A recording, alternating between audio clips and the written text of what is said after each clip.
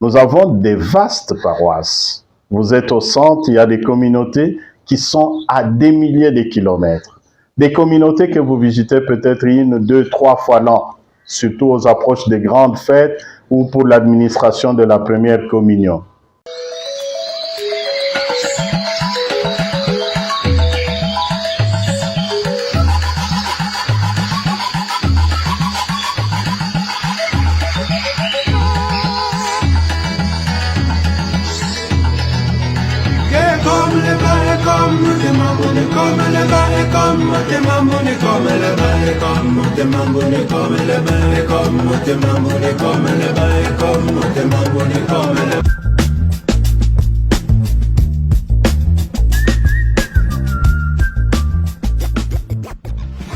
Monseigneur Félicien Monama, évêque de Luisa dans la province du Kasaï central.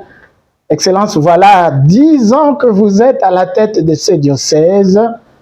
Vous venez de publier un aperçu de nouvelles paroisses créées depuis 10 ans. Vous nous en parlez, s'il vous plaît?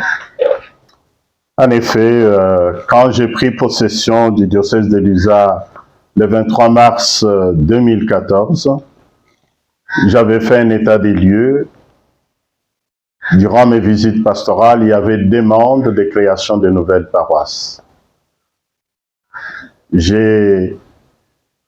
Après donc la première tournée, j'ai institué le conseil presbytéral, le collège des consulteurs, et nous avons élaboré ce que nous avons appelé le cahier des charges. Dedans, il y a des critères qu'il fallait suivre, toute une procédure pour pouvoir créer des nouvelles paroisses. Quand on veut créer des paroisses, il y a plusieurs éléments qui entrent en ligne de compte. D'abord, c'est les territoires, la dimension du territoire paroissial, les nombres d'habitants. Je ne parle pas encore du nombre de fidèles, puisqu'il y a toujours la dimension de la première annonce qui est inhérente à notre pastorat. Alors, il faut tenir compte du nombre d'habitants qui sont sur le territoire. Il faut tenir compte du personnel à votre disposition. Est-ce que vous avez suffisamment de prêtres? Vous avez suffisamment de laïcs engagés en pastoral? Est-ce que vous avez des écoles? Est-ce que vous avez des structures qui assurent la promotion humaine, c'est-à-dire les centres de santé, des hôpitaux et que sais-je encore? Alors, après avoir établi ce cahier de charges, nous avions décidé que chaque paroisse ayant accompli 50 ans devait donner naissance à une autre paroisse. C'est en suivant ce critère que chaque fois que nous avons fêté 50 ans d'une paroisse, nous avons identifié une zone pastorale dynamique capable de prendre en charge la vie de la paroisse. Nous avons, dans notre manière de procéder, commencé par une communauté diaconale confiée à un stagiaire, un séminariste qui s'est préparé au diaconat, ou à un prêtre qui était sous l'égide du curé de la paroisse. Il y vivait 1 année ou 2 années en préparant cette communauté à devenir le siège de la nouvelle paroisse. Compte tenu des rapports de ce précurseur, c'est comme ça que nous l'appelions, nous arrivions à un certain moment à ériger la quasi-paroisse. Par décret de l'évêque, et là on ouvrait déjà tous les registres paroissiaux, c'est-à-dire on pouvait y baptiser, les mariages et tout ce qu'il faut dans une paroisse. On attendait alors la création ou la construction du presbytère, la résidence du prêtre, l'église, et quand ces 2 infrastructures étaient prêtes, comme le personnel était déjà là, nous érigions la paroisse. C'est ainsi qu'aujourd'hui, je me retrouve au bout de 10 ans, avoir créé, érigé donc 8 paroisses et une aumônerie. Il y a là le concept de base qui est une pastorale de proximité. Hein? le nombre d'habitants a augmenté au niveau du diocèse, de nos paroisses. Il y a quand même une légère augmentation de prêtres après le démembrement du diocèse de Luisa, Alors voilà, qui a donné naissance au diocèse de Chilomba. on doit Alors, vous attribuer aussi la création du nouveau diocèse, excellent. attention, c'est le Dans pape. une certaine mesure. C'est le pape qui a créé, évidemment, nous avions sollicité son décret et nous étions très fiers, très heureux qu'il accède à notre demande. Et vous avez suffisamment de prêtres pour les nouvelles paroisses dans votre diocèse. En effet, nous sommes restés à 84 aujourd'hui avec une trentaine de paroisses. Nous avons des prêtres qui s'occupent maintenant de la population. C'est la sollicitude pastorale de l'évêque, la sollicitude pastorale de toute l'Église qui est mise à la portée des fidèles et des personnes qui habitent sur ce territoire du diocèse. Le processus n'est pas fini, ce n'est pas le dernier mot. Nous avons voulu faire le bilan. Alors, nous avons écrit cette plaquette où nous mettons cette plaquette donc intitulée « Implantation des nouvelles paroisses au diocèse de Luisa 2014-2024, Histoire ». Il nous manque l'histoire souvent de nos institutions. Vous savez que le pape, il y a 2 mois, le pape François a insisté, écrit un livre sur l'importance de l'histoire.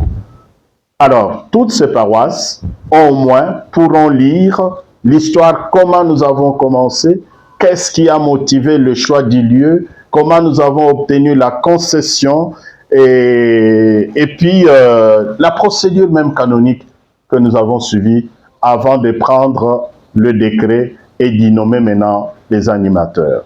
On pourrait dire, Monseigneur, sans avoir été au diocèse de Luisa, on pourrait dire, voilà, quelqu'un qui va démultiplier la souffrance, la misère des prêtres dans des conditions peu viables déjà. Bon, je ne crois pas. Le prêtre, il est envoyé comme son maître.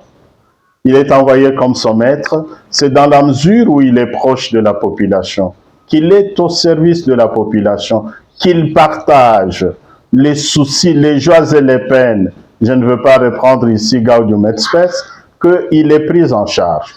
Donc, c'est au prorata, je dirais, de notre engagement que nous sommes pris en charge. Et comme l'avait déjà dit Africe Ecclesia in Africa, hein, comme l'avait dit Ecclesia in Africa, c'est compte tenu aussi du contexte. Ecclesia in Africa, c'est un document de l'Église. Ecclesia in Africa, c'est l'exhortation post-synodale de la première assemblée synodale spéciale des évêques qui s'est occupée de l'Église en Afrique. Voilà. Elle parle justement de la situation financière, de la prise en charge, et elle dit, ça c'est très important, on doit tenir compte du contexte dans lequel nous évoluons.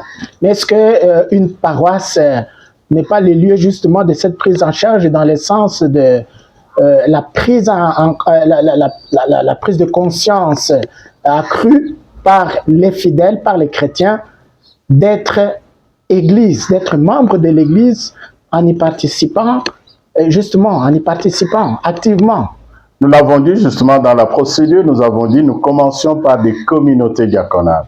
C'est 1 an, 2 ans après. L'un des critères pour ériger, c'est la capacité financière de la communauté à prendre en charge les besoins de l'Église, pas simplement le besoin du prêtre.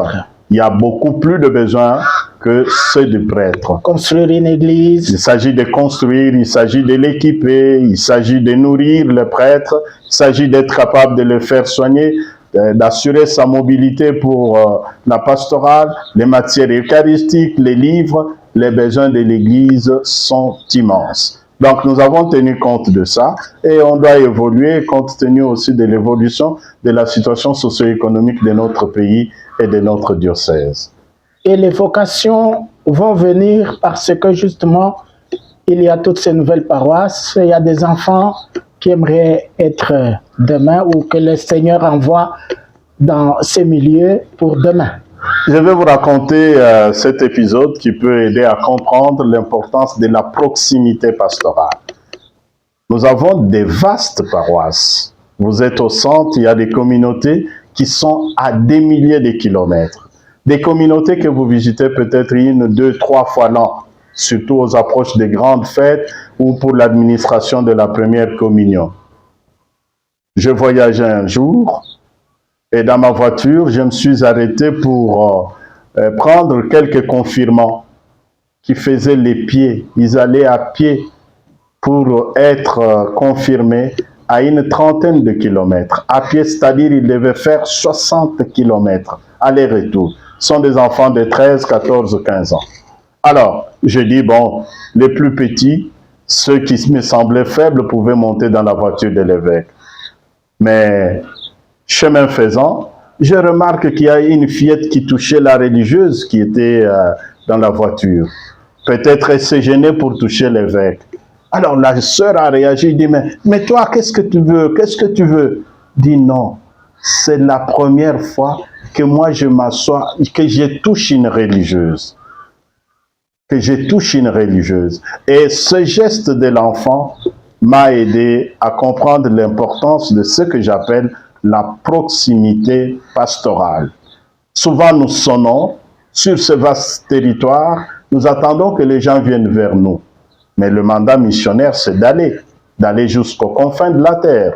Voilà pourquoi nous devons diminuer tant que faire se peut la distance, aussi territorialement, physiquement, qu'en multipliant des rencontres avec les fidèles pour pouvoir répondre à leurs besoins spirituels et humains. Merci, Monseigneur. C'est moi qui vous remercie.